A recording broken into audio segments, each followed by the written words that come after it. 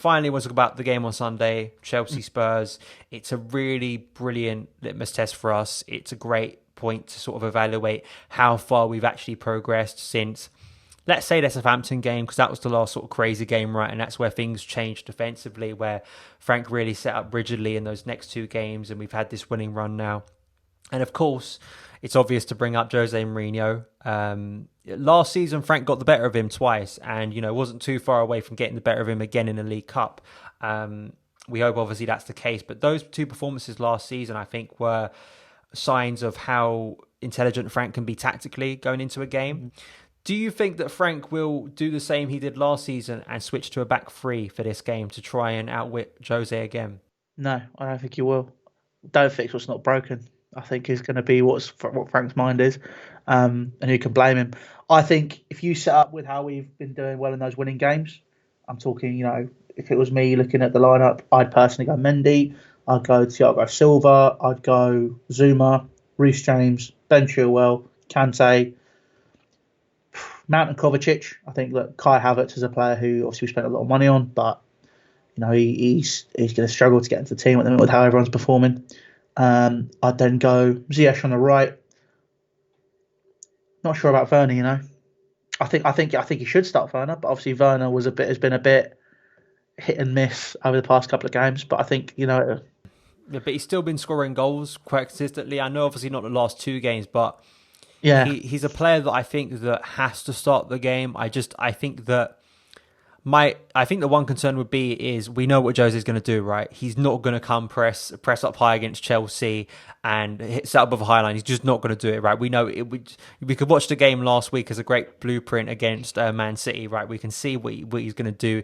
He's going to come to the bridge. He's going to set up defensively, and he's going to try and hit us on a counter. We know that's what's going to happen, right? And there's going to be no surprise about that.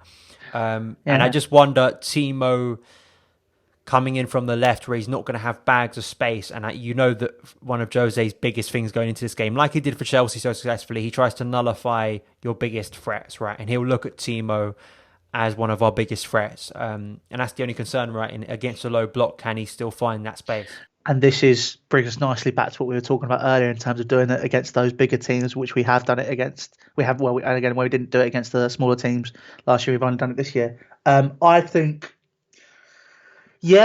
again, I might be being slightly reactionary in terms of I'm thinking maybe is Timo Werner the right man, but at the same time, I just think the past couple of games have been testament to a bit of worry as to why he's not done it. I think he's been important with linking up with Tammy, but do you know what? I might be called mental for this. Personally, I'd start Giroud over Tammy Abraham against Tottenham.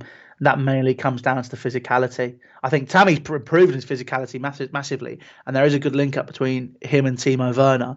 But just having that older head, that mind at the top end of the pitch, who, much like he does for France, this is where my mind's going with it. He didn't score goals in the World Cup, but his movement allowed. Well, he brought out the centre backs, which made the space for Griezmann and Mbappe. Maybe if Timo was to start on the left, or Christian Pulisic, and then you got Ziyech on the right, it could create the space which could allow a Mason Mount or a Kovacic to go fill in that void where Hakim Ziyech collects the ball on the right or a little bit deeper for when Giroud could knock it on to create the space for someone to go further in. Again, I'm thinking on my feet here. I'm not sure Tammy could do that just yet. I think he's getting there. He's not a bad striker. I'm not sitting there saying he's crap, but I just think that, again, from a man management perspective, Olivier Giroud getting the winning goal, I'd start him. And I just think it might make that little bit of a difference as it did last year. I don't think Frank will. I think he'll start Tammy, just maybe down to a mobility thing as well. But I think I don't know. It's going to be a really tough test. But I think if Giroud came in, it might move that block a little bit. But Tottenham Hotspur this season, look, they're no mugs. They're no joke. Let's not just look at them as they're just Tottenham.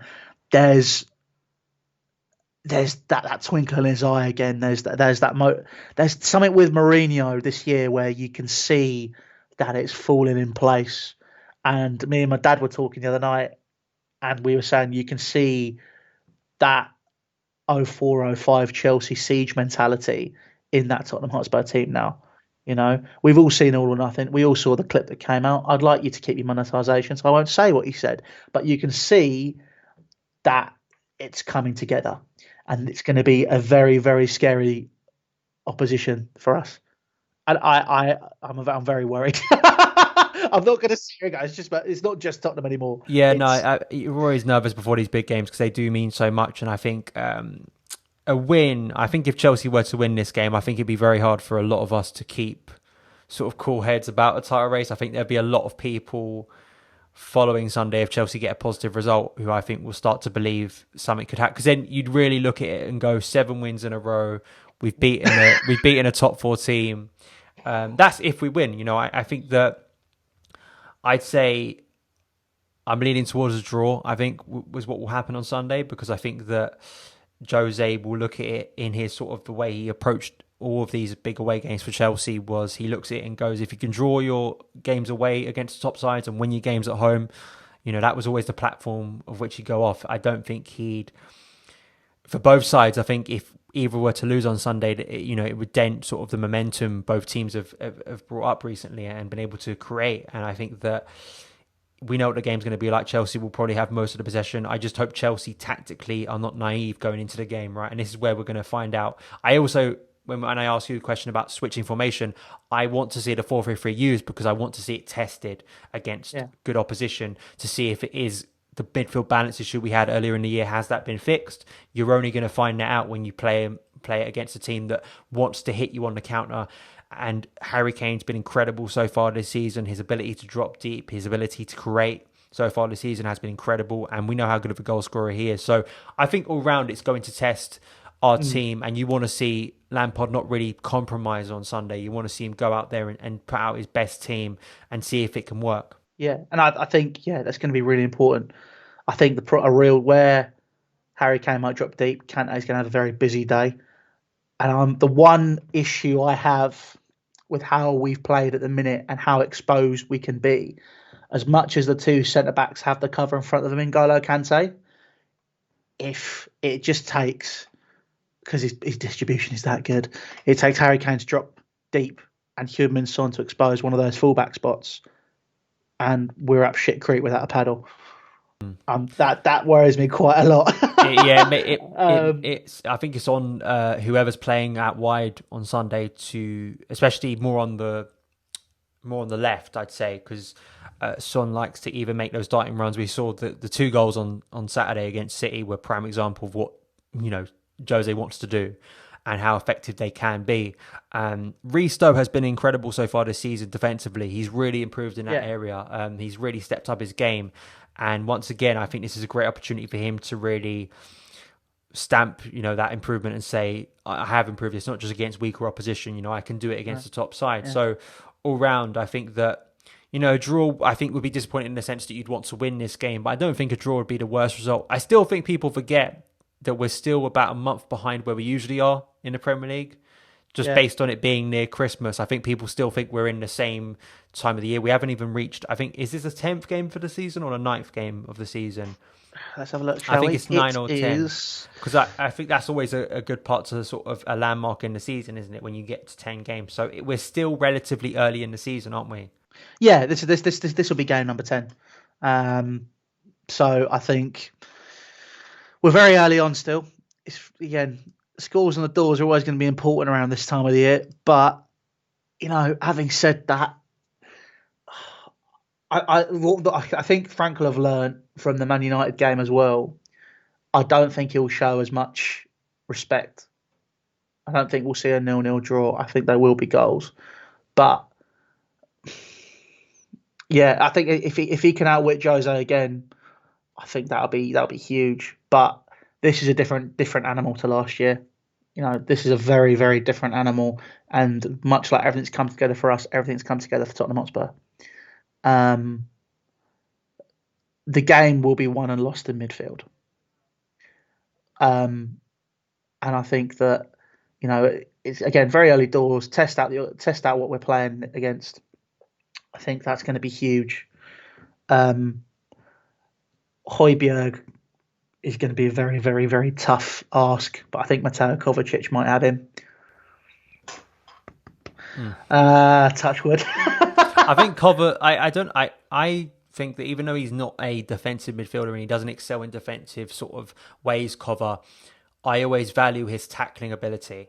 I think he's a great interceptor of the ball when he can. No one will think about that, right? And I'm not going to sit here and tell you you could play him as a lone DM and he'd be fine, obviously. No, you couldn't. But when he gets his tackling right and his tackling's on point, he's one of the best tacklers we have. And that's very important if we lose the ball in transition to win it back. And then maybe, to hit, Spurs on the transition again, because it's about getting Spurs out of position. It's about, finding that space. And I think Ziyech is going to be a big player on Sunday once again, if he can find those crosses. If Spurs can't, I think that's going to be a big point. But I think also we spoke about the sort of depth of quality we have in attack. This is going to be a great example, I think, that when a team or a coach like Jose comes up against Chelsea, how do you stop all of our biggest threats in one game? Because do you focus on Timo Werner? Do you focus on Ziyech? It's about Chelsea being able to outwit sort of Jose's tactics to be able to go. Yeah. You may try and stop Werner's sort of speed in behind, but you can't stop Ziyech's creativity on the left. Exactly. on his left foot. I think if you nullify Timo, you nullify Ziyech because you take one of our options out of the game. What about Ben Chilwell on the overlap, as we've seen so far this season? This is it. So if you it's then from deep. So if you nullify Ziyech, that's our biggest creative threat. That will be out of the game. But at the same time, you could have Ben Chilwell overlapping at that point. So it'll be down to whoever's playing on the right for Tottenham to make sure that he's nullified. I think he'll go with a 3-back Mourinho.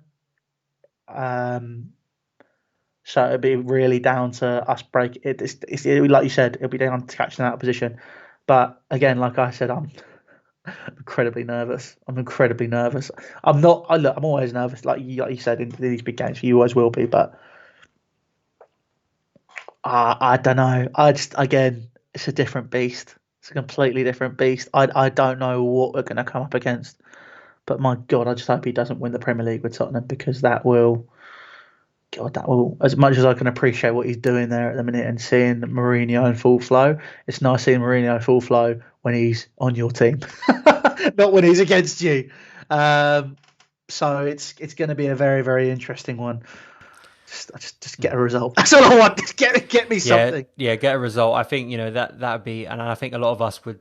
If it was a win, I think it'd be an absolutely massive win. I think it'd be a landmark win. I think some people would even look at it as maybe Lampard's biggest win at Chelsea, based on sort of the circumstance around it and sort of how Chelsea have been playing recently. Yeah. Thank you, Louis, so much for coming onto the channel. As I do with all guests, and as we talk about at the start of the video and the discussion about Imperial, so I'll give you the opportunity now. People can find your work online, find a way they can see what Imperial are doing. Also, the new kit's out, so you can promote that as well. Thank you very much. So I'm going to be doing Chelsea content again soon as well. I've just had a few technical difficulties. So I think the Tottenham game, I've actually got my videographer, graphic guy in the other room, so we're going to be working on it straight after this. But yeah, so obviously find me on personal channel, Louis Beneventi. I'll have a podcast which isn't just about football, just talking a lot of crap, which is what I'm quite good at. With Benj, I'll be doing Chelsea stuff. I'm on Twitch, obviously under my name as well. I'll be doing some Football Manager, some FIFA, just talking shit, something I'm very good at. And obviously with Imperial Wharf, not only can you find us online, obviously if you do follow us on all our socials, Imperial Wharf FC, Twitter, Instagram, and obviously on YouTube as well. Please come watch as well, because we'd love to have people come and.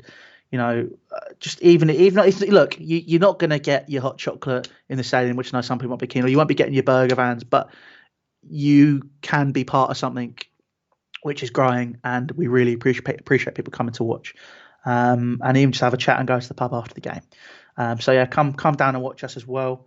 Also, you find out about our fixtures online there, and then if you just want to see the highlights on YouTube and hear me again talking a lot of crap in commentary, I can do that there as well on Imperial Wharf FC. And please, if you like this, you like the shirt and stuff as well, please do get it. Black Friday, we're going to be doing a quick sale as well. So if you want to grab the home and away shirt at a discounted price, come on, short chat to us then. But yeah, it'll be nice to see people doing. And thank you so much for the support. And obviously, thank you for having me, Dan. So if you haven't already, subscribe to him as well, because he's absolutely killing it at the minute. Thank you, man.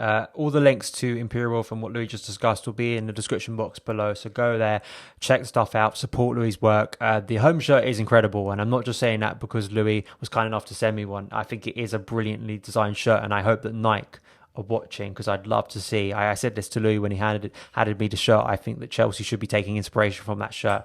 So they're really nice design. As Louis said, if you can support his team, any help will do. Just go there, support the channel, watch what he's doing. Some brilliant videos on the matches recently, and I'm sure more will be coming, as Louis said. But thank you guys so much for taking the time to watch this video. If you did enjoy it, hit that subscribe button and the notification bell so you never miss an upload. Follow me on Twitter @SonofChelsea. Have a great day, and I'll see you again.